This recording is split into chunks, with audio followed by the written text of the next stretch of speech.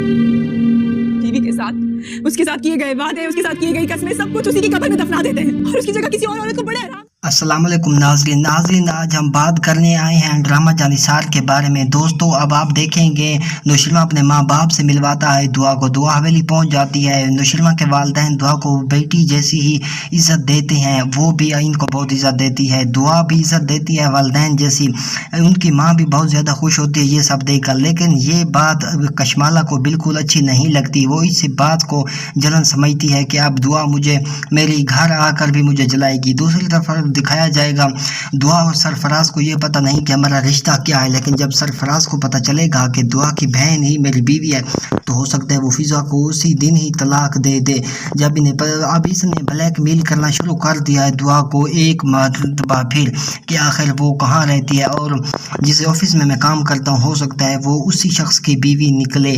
तो नाज़रीन, अब दूसरी तरफ भी दिखाया जाएगा सरफराज जो है वो ये भी जान रहा है कि मेरी बीवी के इतने बड़े अमीर रिश्तेदार आखिर कौन है, लेकिन इसको कोई भी अच्छा नहीं लगता। ये खिजर के साथ भी लड़ाई करना शुरू कर देता है। खिजर आता है कहता है कि मैं सुंबुल को ले जाने आया हूँ एक होटल पर, हम एक साथ खाना खाएंगे, लेकिन सरफराज को ये बात अच्छी नहीं लगती और उसे लड़ता है।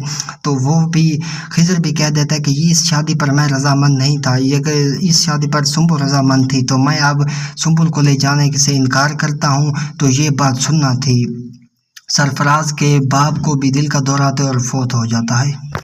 सरफराज अपनी बीवी पर बहुत चीखता है और कहता है कि मैं अगर तुम्हें खिजर के आसपास भी मैंने तुम्हें देख लिया तो मैं तुम्हें सीधी गोली मार दूंगा। अब दूसरी तरफ देखें कि दुआ को सरफराज ब्लैकमेल कर रहा होता है और सारी हकीकत से आगाह कर देती है दुआ नौशीमा को और कहती है कि एक शख्स है जो मुझे ब्लैकमेल कर रहा है, वो आपके ऑफिस में काम भी करता है। तो नौशीमा ये सब सुनकर एकदम हैरान हो जाता है और कहता है कि वो आखिर कौन है, और कहती है कि प्लीज़ उसे कुछ कहना मत, वो मेरी बहन का शौहर है, मेरी बहन कैसे घर होगा जब वो मर जाएगा। तो वो कहता है कि इसी शख्स से तुम्हारी बहन ऐसे ही ठीक रहेगी। जब घर से बाहर जाती है दुआ तो जाफ़र को पीछे भेज देता है और दुआ को कि दुआ का ख्याल रखना। तो जैसे जाफ़र जाता है और सरफराज दुआ को ब्लैकमेल कर रहा होता है तो वो उसे पकड़ कर सरफराज को ले आता है नौशीमा के सामने। नौशीमा कहता है कि तुम्हारी हिम्मत कैसी है मेरी बीवी को पर आँख उठा कर देखने की। तो दोस्तों, आने के साथ बहुत इंटरेस्टिंग हो चुकी हैं, वो देखने के लिए हमारे यूट्यूब चैनल को सब्सक्राइब करें।